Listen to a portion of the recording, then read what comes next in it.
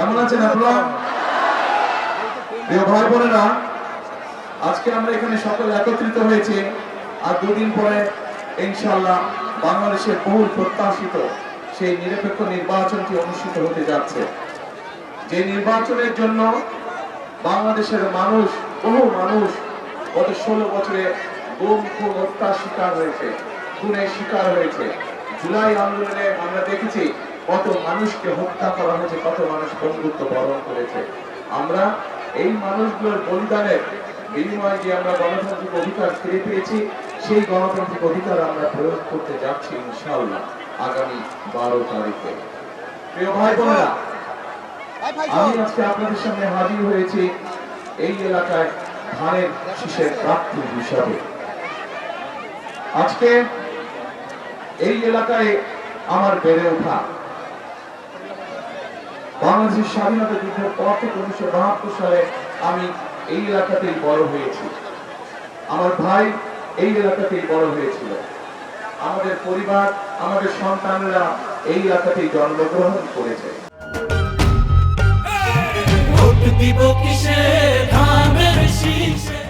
প্রিয় ভাই বোনেরা, প্রিয় ঢাকা 17 এলাকাবাসী বৃন্দ, আমাদের নেত্রী বেগম খালেদা জিয়া, মরহুম বেগম খালেদা জিয়া, উনিও এই এলাকাতেই সারা জীবন কাটিয়েছেন এবং এই এলাকা থেকেই উনি বিদায় নিয়েছেন জীবনের।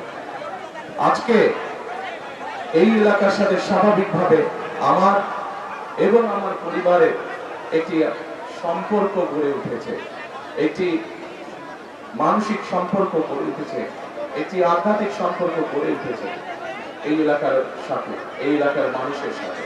প্রিয় ভাই বোনেরা, স্বাভাবিকভাবে নির্বাচন যখন আসে, নির্বাচনকে ঘিরে মানুষের অনেক প্রত্যাশা তৈরি হয়। স্বাভাবিকভাবেই বিশেষ করে বিএনপির মতন একটি রাজনৈতিক দলের কাছে সারা বাংলাদেশের মানুষ, শুধু ঢাকা 17 নয়, সারা বাংলাদেশের মানুষের অনেক প্রত্যাশা আছে। আমরাও বাংলাদেশের মানুষের প্রত্যাশার সাথে সামঞ্জস্য রেখে আমরা চেষ্টা করেছি, আমরা সেভাবে দলের পক্ষ থেকে সেইভাবে পরিকল্পনা গ্রহণ করতে, সেইভাবে কর্মসূচি তৈরি করতে, যাতে আগামী 12 তারিখে বাংলাদেশের মানুষ ধানের শীষকে নির্বাচিত করলে, ধানের শীষ ইনশাআল্লাহ আল্লাহর আমাদের সরকার গঠন করলে আমরা যাতে সমাজের, দেশের প্রত্যেকটি শ্রেণী পেশার মানুষকে বিভিন্ন বিষয় যাতে আমরা অ্যাড্রেস করতে পারি। প্রিয় ভাই বোনেরা, আমরা সামগ্রিকভাবে দেখেছি বাংলাদেশের জনসংখ্যা, অর্ধেক জনসংখ্যা হচ্ছে নারী। এই নারীদেরকে যদি আমরা যতই পরিকল্পনা গ্রহণ করি না কেন, আমরা যদি আমাদের মা বোনদেরকে, তাদেরকে রাজনৈতিক অধিকারের পাশাপাশি তাদেরকে যদি আমরা স্বাবলম্বী ভাবে গড়ে তুলতে না পারি, অর্থনৈতিক ভাবে স্বাবলম্বী করে গড়ে তুলতে না পারি, তাহলে আমরা কোনোই উন্নয়ন অগ্রযাত্রাকে আমরা সামনে এগিয়ে নিতে পারবো না। এবং সেই জন্যই আপনারা দেখেছেন যে দেশের যে খালেদা জিয়া যখন দেশ পরিচালনা করেছিলেন, উনি এই দেশের নারীদেরকে শিক্ষিত করার জন্য, মেয়েদেরকে শিক্ষিত করার জন্য তাদের শিক্ষা ব্যবস্থা ক্লাস 1 থেকে ক্লাস 12 পর্যন্ত ইন্টারমিডিয়েট পর্যন্ত ফ্রি করেছিলেন শিক্ষা ব্যবস্থা। এবং তার কারণে আজকে সমগ্র বাংলাদেশে নারীদের শিক্ষার অনেক বৃদ্ধি পেয়েছে। এবং আমরা এখন পরবর্তী বিএনপি সরকার যে গঠিত হবে, আমরা সিদ্ধান্ত নিয়েছি যে এই যে লক্ষ কোটি নারী শিক্ষিত হয়েছে, এই নারীদের শিক্ষা তাদেরকে আমরা অর্থনৈতিকভাবে স্বাবলম্বী করে গড়ে তুলতে চাই। বিশেষ করে খেটে খাওয়া নারী, প্রান্তিক পরিবার যারা আছে, প্রান্তিক নারী যারা আছেন, সারা বাংলাদেশে খেটে খাওয়া যারা নারী আছে, তাদেরকে আমরা স্বাবলম্বী করে গড়ে তুলতে চাই। এবং এই কারণেই আমরা সিদ্ধান্ত গ্রহণ করেছি যে আমরা বিএনপি সরকার গঠন করলে ইনশাআল্লাহ পর্যায়ক্রমিকভাবে সমগ্র বাংলাদেশে আমরা গৃহিণী যারা আছেন, মা যারা আছেন, তাদের কাছে আমরা সরকারের পক্ষ থেকে একটি ফ্যামিলি কার্ড নামে একটি কার্ড পৌঁছে দিতে চাই। যেই কার্ডের মাধ্যমে প্রত্যেকটি মা, প্রত্যেকটি গৃহিণী সরকারের পক্ষ থেকে ন্যূনতম একটি সহযোগিতা পাবে, যার মাধ্যমে অর্থনৈতিক সহযোগিতা পাবে, যার মাধ্যমে ধীরে ধীরে সেই পরিবারটি, সেই মাটি, সেই গৃহিণীটি ধীরে ধীরে স্বাবলম্বী হয়ে গড়ে উঠবে। প্রিয় ভাই বোনেরা, একই সাথে বাংলাদেশে আমরা জানি কৃষি হচ্ছে প্রধান পেশা। বাংলাদেশের কোটি কোটি মানুষ কৃষি পেশার সাথে জড়িত এবং কোটি কোটি কৃষক আমাদের আছে। কৃষক যদি ভালো থাকে, বাংলাদেশের মানুষও ভালো থাকে। এবং সেই জন্যই এই কৃষকরা বিভিন্ন সময় বিভিন্ন কষ্টের মধ্যে দিয়ে তাদেরকে যেতে হয়। আমরা সেই জন্যই সিদ্ধান্ত গ্রহণ করেছি যে এই কৃষক ভাইদের পাশেও আমরা দাঁড়াবো এবং কৃষক ভাইদের পাশে দাঁড়ানোর জন্য মা বোনদেরকে যেভাবে আমরা গ্রামীণ কার্ডের মাধ্যমে সহযোগিতা করে স্বাবলম্বী করে গড়ে তুলতে চাই, ঠিক একইভাবে কৃষক ভাইদেরকে আমরা কৃষি কার্ড নামক একটি কার্ড দেব, যার মাধ্যমে আমরা কৃষক ভাইদের কাছে সরকারের পক্ষ থেকে যে সকল সহযোগিতা থাকবে সেগুলো আমরা সরাসরি কৃষক ভাইদের কাছে পৌঁছে দিতে চাই।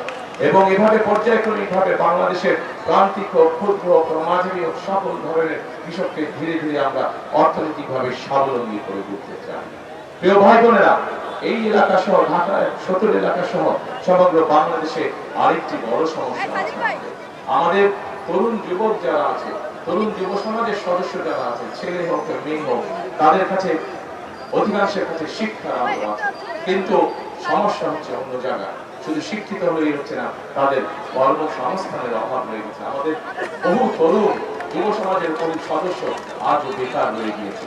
এত বড় জনসংখ্যার একটি অংশকে যদি বেকার রেখে দেয়, আমরা বেকার থেকে যাই, তাহলে অবশ্যই আমরা দেশকে সামনের দিকে এগিয়ে নিয়ে যেতে পারবো। এবং সে কারণে আমরা সিদ্ধান্ত গ্রহণ করেছি যে আমাদের যে তরুণ আছে, যুবক আছে, এদেরকে আমরা বিভিন্ন রকম প্রশিক্ষণ প্রদান করতে চাই। বিভিন্ন ভোকেশনাল ইনস্টিটিউট তৈরি করে, বিভিন্ন টেকনিক্যাল ইনস্টিটিউট তৈরি করে, আইটি সেক্টরে বিভিন্ন প্রশিক্ষণ দেওয়ার মাধ্যমে মানুষগুলোকে আমরা দক্ষ মানুষ হিসাবে গড়ে, যাতে করে দেশের ভিতরে ব্যবসা বাণিজ্য হোক, দেশের ভিতরে চাকরি বাকরি হোক, অথবা বিদেশে কর্মসংস্থানের ব্যবস্থা করে যাতে তারা তাদের বেকারত্ব ঘোচাতে পারে।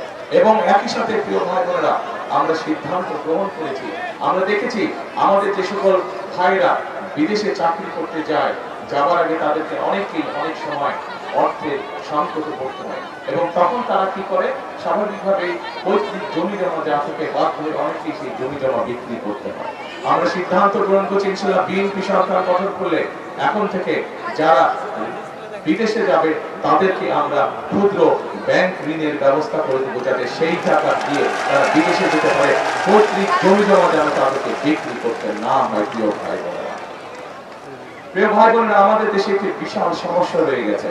বাংলাদেশের মানুষের গ্রামে গঞ্জে যে মানুষগুলো থাকে, শহরেও বিভিন্ন প্রান্তিক মানুষ যারা আছেন, খেটে খাওয়া মানুষ যারা আছেন শহর অঞ্চলগুলোতে, এই মানুষগুলো চিকিৎসা সুবিধা থেকে বঞ্চিত। প্রাথমিক চিকিৎসা অনেকের জন্য পৌঁছে দেওয়া সম্ভব হয়। সেই জন্যই আমরা সিদ্ধান্ত গ্রহণ করেছি যে ইনশাআল্লাহ বিএনপি সরকার গঠন করলে পরে আমরা সমগ্র বাংলাদেশে 1 লক্ষ শহর গ্রাম সব মিলিয়ে 1 লক্ষ আমরা হেলথ কেয়ার বা স্বাস্থ্য কর্মী আমরা নিয়োগ করতে চাই। এই স্বাস্থ্যকর্মী নিয়োগ করার মাধ্যমে একদিকে যেমন 1 লক্ষ মানুষের কর্মসংস্থানের ব্যবস্থা হবে, ঠিক একইভাবে এই সকল স্বাস্থ্যকর্মী শহরের সবগুলো জায়গায়, বিশেষ করে যারা স্বাস্থ্য সেবা থেকে বঞ্চিত এই মানুষগুলোর কাছে তারা পৌঁছে যাবে, বিশেষ করে নারীদের কাছে এবং শিশুদের কাছে। এবং যে সকল অসুখ বিসুখ ঘরে বসে চিকিৎসা দেওয়া সম্ভব, সেগুলো তারা ঘরে বসে চিকিৎসা দিবে আমাদের এই স্বাস্থ্য কর্মীরা, যার ফলে আমরা একজন মানুষকে অসুস্থ হওয়ার আগেই যাতে সে সুস্থতা পেতে পারে, অসুস্থ হওয়ার আগেই যাতে তাকে এই বিষয়ে সচেতন করা যায়, আমরা সেই পদ্ধতি গড়ে তুলতে চাইছি। আমরা যদি কম সংখ্যক মানুষকে অসুস্থ হয় এই পরিবেশ তৈরি করতে পারি, তাহলে পরবর্তীতে হাসপাতালে যে মানুষগুলো যাবে তারা কিছুটা হলেও বেটার চিকিৎসা তাদের পক্ষে পাওয়া সম্ভব হবে। প্রিয় ভাই বোনেরা, বাংলাদেশের মানুষের স্বাস্থ্যের বিষয়ে আমরা পরিকল্পনা করেছি, নারীদেরকে স্বাবলম্বী করার পরিকল্পনা আমরা গ্রহণ করেছি। আমরা আমাদের তরুণ সমাজের সদস্যদের কর্মসংস্থানের পরিকল্পনা আমরা করেছি বিভিন্নভাবে। আমরা আমাদের কৃষক ভাইদেরকে স্বাবলম্বী করার পরিকল্পনা করেছি। একই সাথে আমরা পরিকল্পনা গ্রহণ করেছি যে আমাদের সমাজে কিছু মানুষ বসবাস করে যারা আমাদের জীবন থেকে মৃত্যু পর্যন্ত প্রত্যেকটি ঘটনার সাথে কম বেশি যারা জড়িত। জীবনে চলার পথে বিভিন্ন সময় যখন সংকট তৈরি হয়, তারা আমাদেরকে গুরুত্বপূর্ণ পরামর্শ দেয়। এই ব্যক্তিরা হচ্ছে আমাদের বিভিন্ন মসজিদ, বিভিন্ন ওয়াক্তের প্রতি ইমাম, মুয়াজ্জিন সাহেবরা সহ অন্যান্য ধর্মের যারা ধর্মীয় গুরু আছেন তারা। আমরা যদি খেয়াল করে দেখি এই মানুষগুলো অনেকেই খুব মানবতার জীবন যাপন করে এবং সেখানেই আমরা সিদ্ধান্ত গ্রহণ করেছি ইনশাআল্লাহ বিএনপি সরকার গঠন করলে পরে এই মানুষগুলোর জন্য আমরা সরকারের পক্ষ থেকে একটি সম্মানের ব্যবস্থা করব, যাতে করে এই মানুষগুলো সম্মানজনকভাবে বসবাস করতে পারেন। এখন প্রিয় ভাই বোনেরা, এগুলো হলো পরিকল্পনার কথা। লক্ষ্য এবং উদ্দেশ্য, আমাদের লক্ষ্য এবং উদ্দেশ্য হচ্ছে এই পরিকল্পনাকে আমরা এই জন্য বাস্তবায়ন করতে চাই যে আমরা চাই এমন একটি বাংলাদেশ গড়ে তুলতে, এমন একটি বাংলাদেশ গড়ে তুলতে যেই বাংলাদেশে যে কোনো মানুষ, একজন নারী হোক একজন পুরুষ হোক, নির্বিঘ্নে নিরাপদে যাতে দিনের যে কোনো সময় রাস্তাঘাটে চলাফেরা করতে পারে। আমরা চাই এমন একটি বাংলাদেশ ধীরে ধীরে গড়ে তুলতে যেখানে যে কোনো মানুষ, উনি ব্যবসায়ী করুন অথবা উনি চাকরি বাকরি করুন না কেন, নিশ্চিন্তে নিরাপদের সাথে ব্যবসা বাণিজ্য এবং চাকরি বাকরি অর্থাৎ কর্মসংস্থানের ব্যবস্থা করতে পারে। প্রিয় ভাই বোনেরা, আমরা এমন একটি বাংলাদেশ গড়ে তুলতে চাই যে বাংলাদেশে যে কোনো মানুষ তার পরিবার নিয়ে, পরিজন নিয়ে যাতে নিশ্চিন্তে তার বাসায় রাতে ঘুমোতে পারে, এরকম একটি বাংলাদেশ গড়ে তুলতে চাই। এখন প্রিয় ভাই বোনেরা, এই ঢাকা 17, এই ঢাকা 17-তে অনেক সমস্যা আছে। এখানে আমাদের যানজটের সমস্যা আছে, এখানে আমাদের বায়ু দূষণের সমস্যা আছে, এখানে আমাদের জলবদ্ধতার সমস্যা আছে। প্রিয় ভাই বোনেরা, আসুন আমরা যদি সকলে একসাথে কাজ করি তাহলে অবশ্যই আমরা এই পরিস্থিতির পরিবর্তন করতে পারবো। আমাদের মুক্তিযোদ্ধারা 1971 সালে জীবন বাজি রেখে যুদ্ধ করে দেশ স্বাধীন করেছিলেন। বিভিন্ন সময় গণতন্ত্র পুনরুদ্ধারের আন্দোলনে আমাদের বহু মানুষ, বহু সহকর্মী, বহু নেতাকর্মী বিভিন্ন রাজনৈতিক দলে তারা জীবন উৎসর্গ করেছে।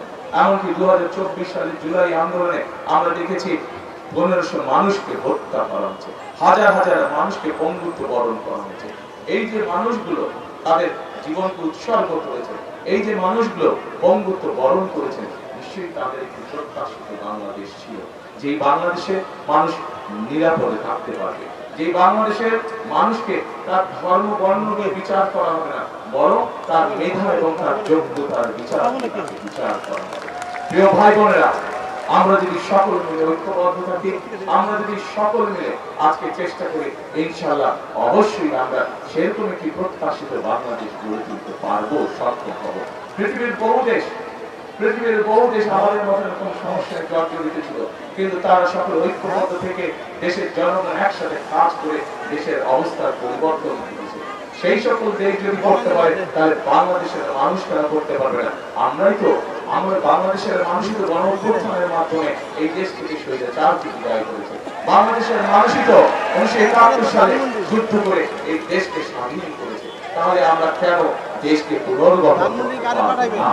অবশ্যই আমরা দেশকে পুনর্গঠন করতে পারবো। প্রিয় ভাই বোনেরা, শহীদ রাষ্ট্রপতি জিয়া রহমানের সময় তার আগে আমরা কি দেখেছি? যখন দেশ স্বাধীনের পরে একটি সরকার ছিল, আমরা দেখেছি 74 সালে কিভাবে দুর্ভিক্ষে লক্ষ লক্ষ মানুষ মারা গিয়েছে না।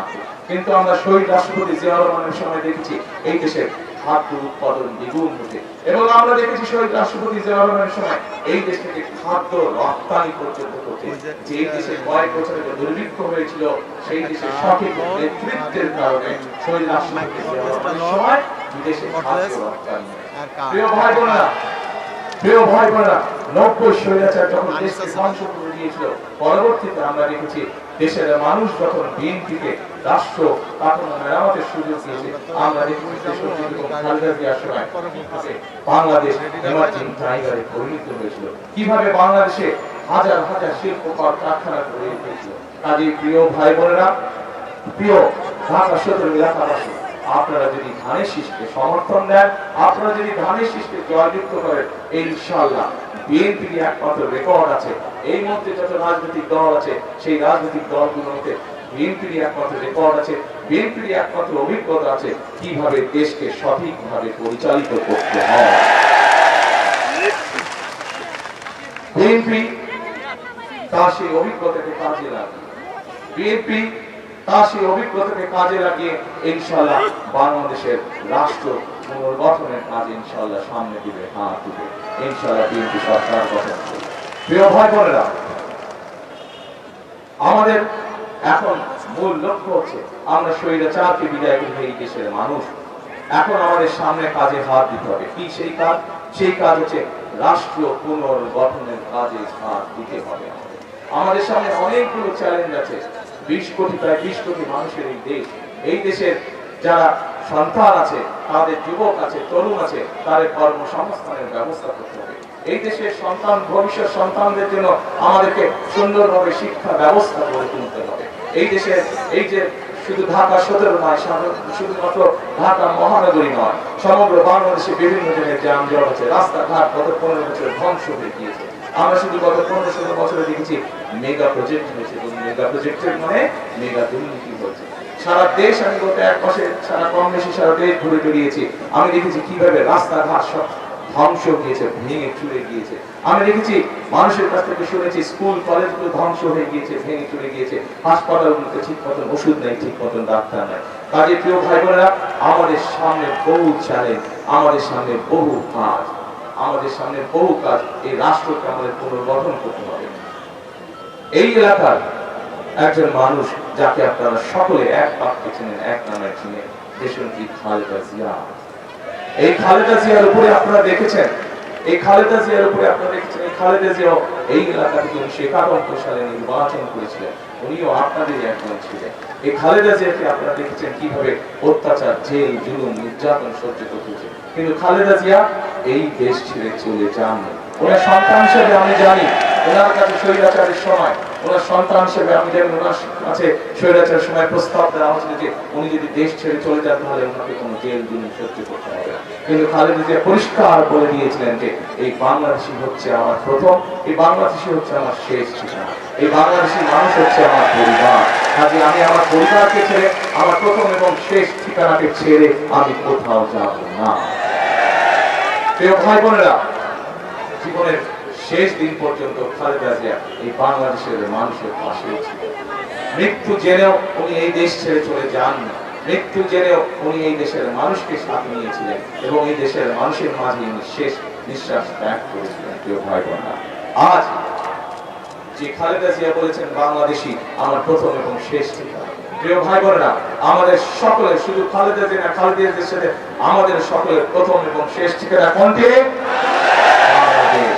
আসুন, বিএনপি, আমি বলেছি একটু আগে, বিএনপি হচ্ছে বাংলাদেশের এই মুহূর্তে একমাত্র রাজনৈতিক দল যাদের একটি পরিকল্পনা আছে দেশ গঠন করা। বিএনপি হচ্ছে বাংলাদেশের একমাত্র রাজনৈতিক দল যাদের কর্মসূচি আছে দেশকে গঠন করা। বিএনপি হচ্ছে একমাত্র রাজনৈতিক দল এই মুহূর্তে বাংলাদেশে যাদের সঠিকভাবে দেশ পরিচালনার অভিজ্ঞতা রয়েছে। প্রিয় ভাই, কাজেই বিএনপি বিশ্বাস করে সবসময় যে জনগণই হচ্ছে বিএনপির সকল রাজনৈতিক ক্ষমতার উৎস।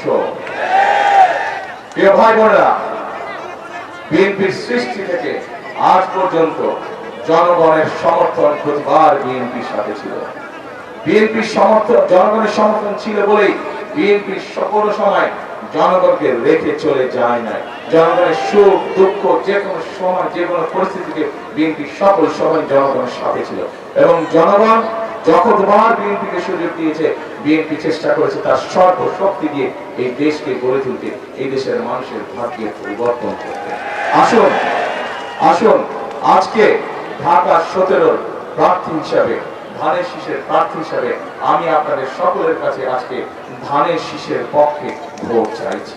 ধানের শীষের পক্ষে আপনাদের রায় চাইছি। প্রিয় সহকর্মীবৃন্দ, আপনারা যদি ধানের শীষকে বিজয়ী করেন, সমগ্র বাংলাদেশে আপনাদের বন্ধু বান্ধব আত্মীয় স্বজন আছেন, সকলকে যদি আপনারা অনুরোধ করেন, আপনাদের মাধ্যমে সকলের কাছে আমি বিনীত অনুরোধ পৌঁছে দিতে চাই যে আসুন, আমাদেরকে দেশ গঠন করতে হবে, আমাদেরকে দেশের মানুষের ভাগ্য পরিবর্তন করতে হবে, আমাদেরকে দেশকে সামনে এগিয়ে নিয়ে যেতে হবে। এবং যেই কথাটি আমি বলেছি আপনাদের সামনে, বিএনপি একমাত্র রাজনৈতিক দল যা সেই পরিকল্পনা, যা সেই কর্মসূচি, যা সেই অভিজ্ঞতা আছে। কাজী এই বিএনপিকে আপনার সুযোগ দিন, ইনশাআল্লাহ বিএনপি আপনাদেরকে সাথে নিয়ে আগামী দিনে দেশ গঠন করবে। আমাদের সামনের দিনের মূল লক্ষ্য, মূল রাজনীতি হচ্ছে দেশকে পুনর্গঠন করা। যে দেশকে স্বৈরাচার ভেঙে চুরে শেষ করে দিয়ে গেছে, ইনশাআল্লাহ আমরা সেই দেশকে জনগণকে সাথে নিয়ে আবার গড়ে তুলবো ইনশাআল্লাহ। এই ভাই বোনেরা, সেজন্যই আমি শহীদ এবং খালেদা জিয়ার একটি কথা মনে প্রাণে আমি সেই জন্য বিশ্বাস করি এবং প্রত্যেকটি জায়গায় একটি কথাই বলি, দেশ যেহেতু আমাদের, কেউ বাইরে থেকে এসে আমাদেরকে এই দেশ গঠন করে দিয়ে যাবে না। দেশ যেহেতু আমাদের, এই দেশ আমাদেরকেই করতে হবে। নিজের ঘর যেরকম নিজেকে সামাল দিয়ে রাখতে হয়, এই দেশকে আমাদেরই করতে হবে, আমাদেরই তৈরি করতে হবে, আমাদেরকে সামাল দিতে হবে। সেজন্যই আমি প্রিয় ভাই বোনেরা, প্রিয় এলাকাবাসী, একটি কথা মনে প্রাণে বিশ্বাস করি আমি, সেই কথাটি হচ্ছে প্রত্যেকে আপনারা জানেন, তারপরেও আপনাদের সামনে আমি কথাটি তুলতে চাই। করব কাজ, কে তারপরে করব দেশ, তারপরে সবার আগে বাংলাদেশ। করব কাজ, সবার আগে প্রিয় ভাই বোনরা, করব কাজ, করব দেশ, সবার আগে বাংলাদেশ। আমি ঢাকা 17 প্রার্থী হিসাবে আপনাদের সকলের কাছে ধানের শীষের পক্ষে ভোট চেয়ে আমার বক্তব্য শেষ করছি।